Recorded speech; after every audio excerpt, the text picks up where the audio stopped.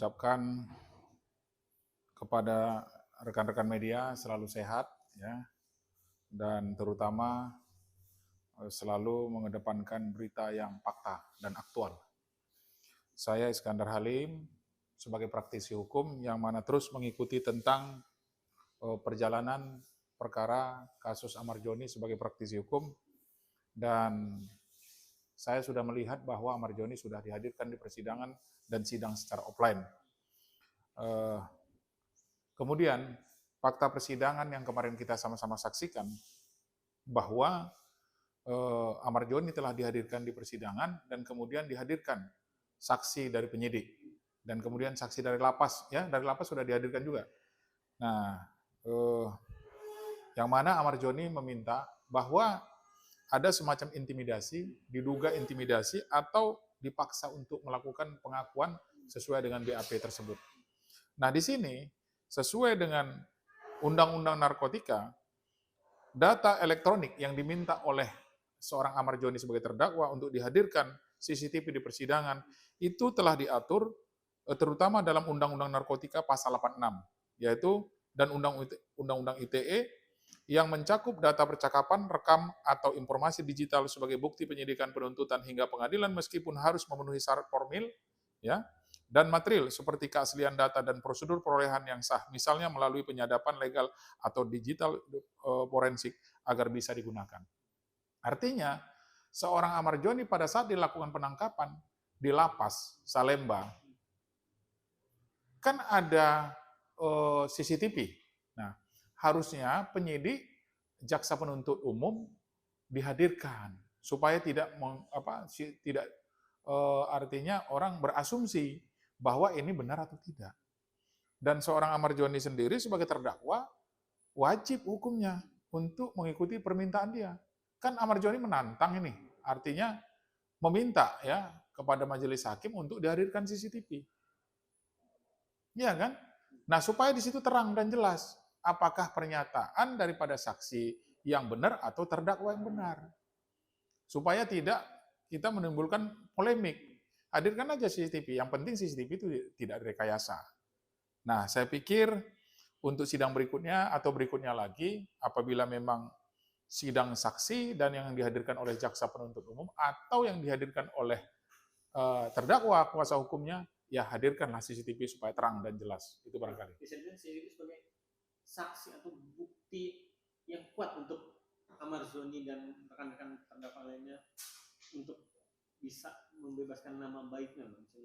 Ya, saya pikir kalau memang tidak benar, tuduhan atau tuntutan kepada dakwan atau kepada Amar Joni dan kawan-kawan, saya pikir harus fakta, terang, bukti-bukti itu, yang mana bukti-bukti itu lebih terang dari cahaya. Makanya salah satunya CCTV.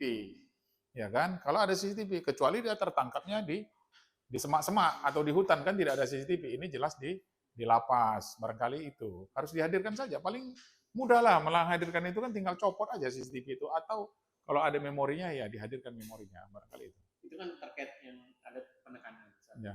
Diinterogasi yang pas di lapas. Dia juga mengakui saat di interogasi itu dia bilang ada penekanan. Tapi kalau yang dia bilang ada pemukulan, ada disiplin, tidak ada bukti yang kuat, harus divisum kan? Ini gimana Bang? Oh bukan. Membuktikannya gimana? Makanya saya katakan tadi, kalau pada saat dia itu di luar, boleh divisum. Tapi kan kalau ini di dalam penjara, orang dipukuli di dalam penjara, bagaimana untuk memvisumnya? Kan harus ada minta izin dengan penjaga lapas yang bertugas pada saat itu. Tapi yang saat itu tidak memberikan izin, bagaimana dia mau visum? Apakah ada dokter visum di dalam tahanan? Kan tidak ada. Jadi justrunya, satu-satunya bukti yang diminta oleh Amar Joni itu dihadirkan. Supaya ini kita tidak berpikir negatif, ya kan? Nah, kalau memang ternyata pernyataan Amar Joni membantah daripada kesaksian penyidik maupun lapas, berarti Amar Joni yang bisa diberatkan nanti hukumannya. Tapi kalau benar-benar itu fakta, bahwa itu diduga barang bukti itu dihadirkan bukan miliknya, maka Amar Joni harus bebas dan dituntut semua para yang menangani perkara tersebut. Kan begitu. Bila perlu diberikan sanksi etik kepada mereka. Kalau memang benar Amar Joni itu tidak melakukan atau tidak melakukan tindak pidana narkotika tadi, begitu saya pikir. Tapi kalau konsekuensinya Amar Joni berbohong dan ternyata benar Amar Joni seorang pengedar yang diduga oleh pihak penyidik dan juga pihak lapas yang mengatakan Ahmad Dhani menerima sabu 100 gram dari seorang Andre yang sekarang DPO dan juga sudah dapat upah dan ditambah lagi.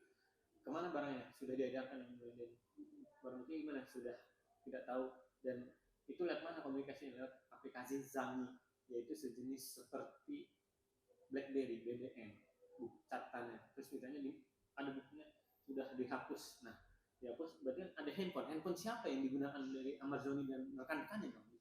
Ya, maka itu saya katakan, kita ini kan bicara hukum, bicara bukti, bicara saksi, tidak bicara dongeng. Artinya, kalau memang itu, katakanlah ada transaksi seperti itu, kemudian siapa yang membeli, kan bisa dilakukan penangkapan kepada si pembeli. Tapi kalau misalnya itu tidak ada, kan ini fitnah. Iya kan? Tidak bisa orang dikatakan membeli narkotika, padahal itu tidak pernah ada terjadi. Nah, pembelinya siapa, barang buktinya berapa, kalau 100 gram mana barang buktinya yang harus ditimbang oleh penyidik atau badan pengawas dan obat, ya kan, atau puslapor, kan begitu. Jadi tidak bisa hanya apa kata kita, kemudian seolah-olah itu nanti memang dilakukan seseorang, itu menjadi fitnah, begitu nanti. Nah, konsekuensi berat apa yang nanti kalau Ahmad Dhani berbohong akan dihukum berat atau gimana, Bang? Nah, kalau berbohong terdakwa tentu dihukum berat. Artinya ancaman narkotika ini bukan main-main loh. Ya kan? Apalagi dia sebagai pengedar. Tapi kalau dia tidak benar bukanlah pelakunya, ya harus bebas. Tapi kalau dia benar pelakunya dan kemudian memang fakta yang didakwaan oleh jaksa penuntut umum dan kemudian dia berbohong di pengadilan, kan orang yang berbohong di pengadilan itu akan dikenakan sanksi hukuman 7 tahun loh tambahan hukumannya. Jadi tidak main-main. Jadi kita harus hormati persidangan, maka siapapun saksi yang hadir di persidangan itu adalah fakta yang disampaikan, bukan berbohong. Itu dia. Kalau CCTV tidak bisa dihadirkan, bilang CCTV rusak atau gimana? Ya. Apa yang harus dilakukan Ahmad Dhani dan rekan-rekannya? Kalau CCTV tidak bisa dihadirkan juga? Ya kalau CCTV tidak dihadirkan, ya, sedikit lagi. Kalau CCTV-nya tidak dihadirkan, ya kan, maka ini yang menjadi pertimbangan hakim nantinya, seperti itu barangkali. Jadi hakim mempertimbangkan daripada alat bukti yang tidak dihadirkan, itu barangkali.